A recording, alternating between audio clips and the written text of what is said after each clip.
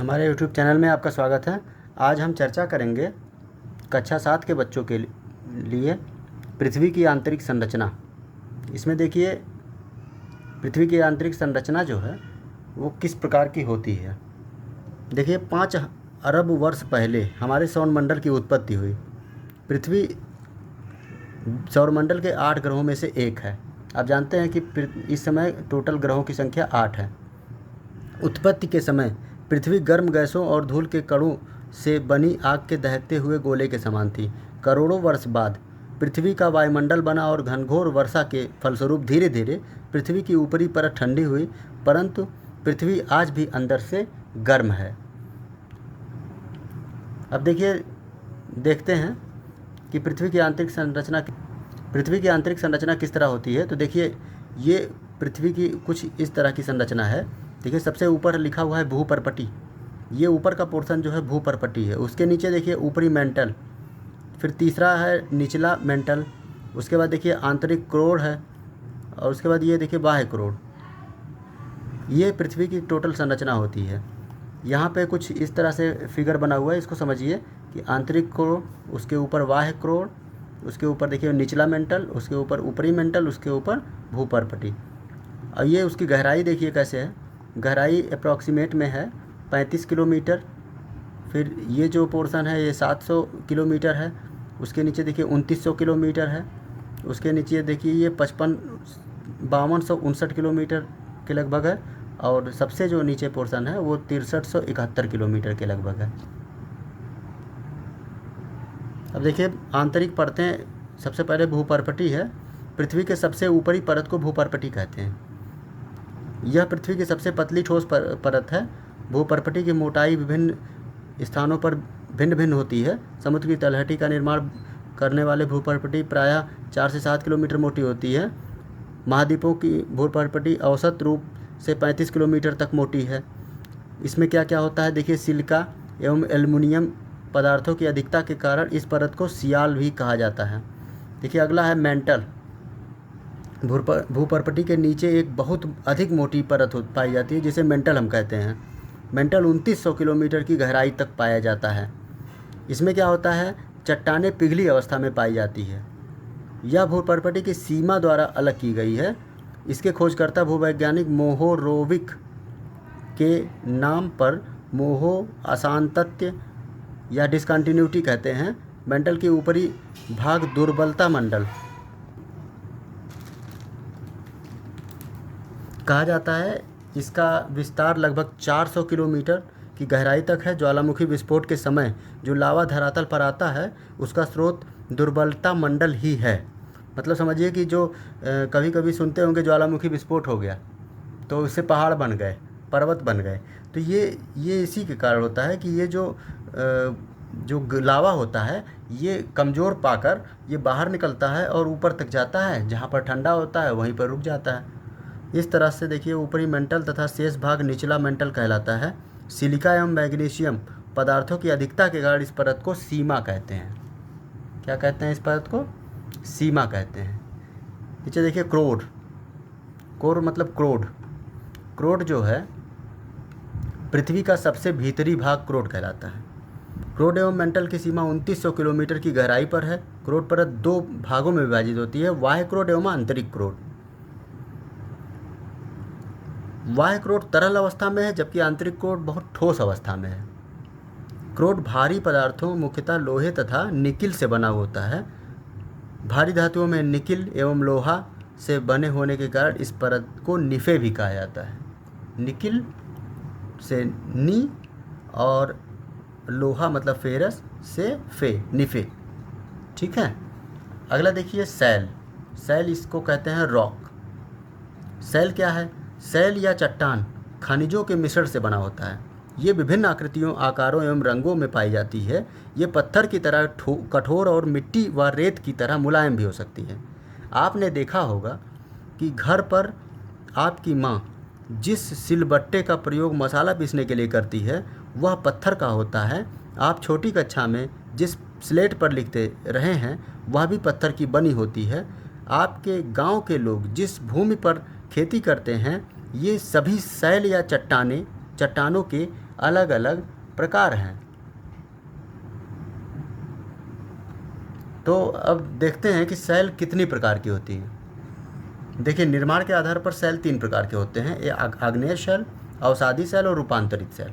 ये तीनों में चर्चा करते हैं। आग्नेय सेल, देखिए आग्नेय सेल क्या होता है। इस लैटिन शब्द इग्निस का रूपांतरण है। इग्निस का अर्थ होता है आग। यहाँ पर एक आपको चित्र दिख रहा होगा। देखिए यहाँ पर आपको आग दिख रहा होगा, ग्रेनाइट, मैग्मा, और ये बाहर निकला तो ये लावा, बहाव, बेसाल्ट। तो आग से आप समझ गए होंगे कि उड़ती हुई राख और धुआं जैसा पदार्थ इसमें से निकलता दिखाई पड़ रहा है इस चित्र में। आग्नेय सेलों की रचना भूगर्भ से निकलने वाले तत्वों और तरल पदार्थों के ठंडा होकर जमने के फलस्वरूप होती है।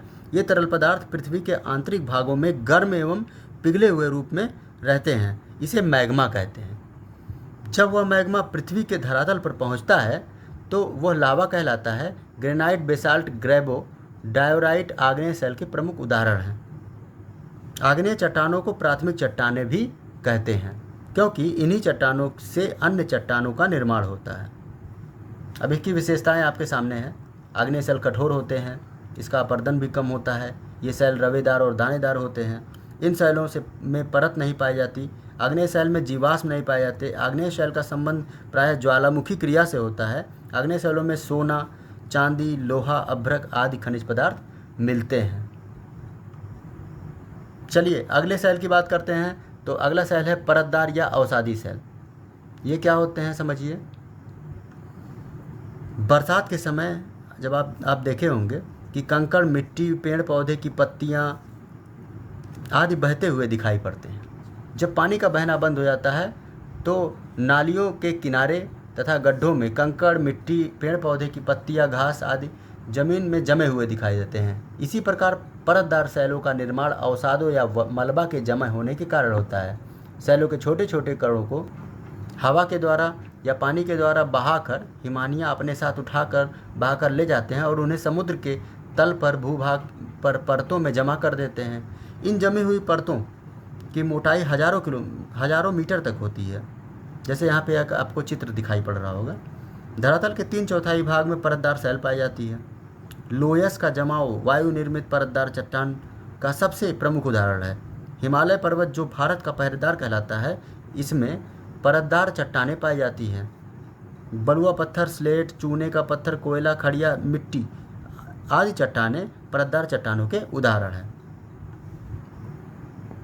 अब देखिए इसकी विशेषताएं देख लीजिए। परतदार सेल का निर्माण चट्टान चूड़ तथा जीवावशेषों एवं वनस्पतियों के एकत्रीकरण से होता है। अतः परतदार सेल में जीवाश्म पाए जाते हैं। दूसरा है परतदार सेलों में परतें पाई जाती हैं परंतु ये सेल रवेदार नहीं होते।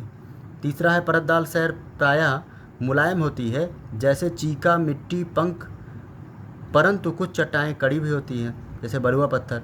परतदार चट्टानों में खनिज तेल, कोयला, अन्य प्रकार के बहुमूल्य खनिज पाए जाते हैं। आपको लिखना कैसे है, इसमें सेलों के प्रकार लिख लीजिएगा और उसके बाद सेल हल्का डिफिनीशन लिख दीजिएगा और उसकी विशेषताएं लिख लीजिएगा और विशेषताएं याद भी कर लीजिएगा। तीसरा देखिए रूपांतरित सेल, मेटामॉर्फिक रॉक। रूपांतरित सेल जैसा शब्द का रूपांतरण से पता चला है, ये चट्टानें अन्य चट्टानों के रूप परिवर्तन के फलस्वरूप निर्मित होती है। परतदार सेल तथा आग्नेय सेल में दाब और ताप द्वारा परिवर्तन के फलस्वरूप रूपांतरित सेल का निर्माण होता है। रूपांतरण की क्रिया के दौरान चट्टान का संगठन तथा रूप बदल जाता है परंतु चट्टान में किसी प्रकार के विघटन या वियोजन नहीं होता जैसे कच्ची मिट्टी से बनी ईंट। अब देखिए यहाँ पर रूपांतरित किस तरह से होता है। देखिए मूल चट्टान में ग्रेनाइट हुआ, ये मूल चट्टान हो गई। ये नीस हुआ, ये रूपांतरित चट्टान हो गई। ऐसे बालू का पत्थर है तो इसका क्वार्टजाइट हो गया, चूना का पत्थर है तो संगमरमर हो गया और कोयला है तो ग्रेफाइट या हीरा बन गया। तो ये रूपांतरित का आपका उदाहरण है। अच्छा चलिए विशेषताएं पे आ जाते हैं। रूपांतरित सेल की विशेषताएं क्या क्या होती हैं। पहला है रूपांतरित चट्टानें दाब व ताप के द्वारा बनती हैं। दूसरा है चट्टानों में कठोरता अधिक होती है जिससे ये चट्टानें जल्दी नहीं टूटती। ये चट्टानें मूल्यवान पत्थर संगमरमर से लेकर हीरा, नीलम, माणिक जैसे रत्न भी प्रदान करते हैं। अब देखिए नीचे चट्टान का महत्व बताया गया है। रिक्त खाने में चट्टान का प्रकार लिखिए। आप यहाँ पर चट्टान का प्रकार लिख लीजिएगा। आपको ये जो जिस प्रकार का होगा, ये जिस प्रकार का होगा, इसके सामने सामने लिखना है। देखिए, मकान व मूर्ति बनाने के लिए क्या होता है, तो बलुआ पत्थर ज़रूरत पड़ता है और संगमरमर ज़रूरत पड़ता है, जैसे कि ताजमहल बना हुआ है संगमरमर से। लिखने के लिए आप क्या प्रयोग करते हैं, चाक, स्लेट, ग्रेफाइट का प्रयोग करते हैं। ये किस प्रकार का सेल है, ये आप लिख लीजिएगा कॉपी में। जलाने के लिए कोयला का प्रयोग होता है, ये किस प्रकार का है। आभूषण के लिए हीरा का प्रयोग होता है, ये भी। और कृषि के लिए चीका मिट्टी, लावा मिट्टी, लोयस मिट्टी, तो ये किस प्रकार का है, ये आप यहाँ पर लिख लीजिएगा। आइए प्रश्नोत्तर पर चर्चा कर लेते हैं। पहला प्रश्न है, पृथ्वी की आंतरिक परतों के नाम लिखिए। इसका आंसर आप लिख लीजिएगा। भूपर्पटी की सबसे अधिक मोटाई कहाँ होती है, इसका आंसर आप लिख लीजिएगा। ज्वालामुखी विस्फोट से निकलने वाला लावा कहाँ एकत्रित होता है। इस तरह से बाकी प्रश्न आपके हैं। वीडियो लंबा ना हो इसलिए वीडियो को पॉज करके आप इन सभी प्रश्नों का उत्तर अपनी कॉपी में लिख लीजिएगा, जिससे एग्जामिनेशन में आने वाले प्रश्न आपके लिए आसान हो जाए। तो ध्यान से इसको वीडियो रोक कर आप प्रश्न को समझिएगा और उसका उत्तर अपने उत्तर पुस्तिका में लिख लीजिएगा। धन्यवाद।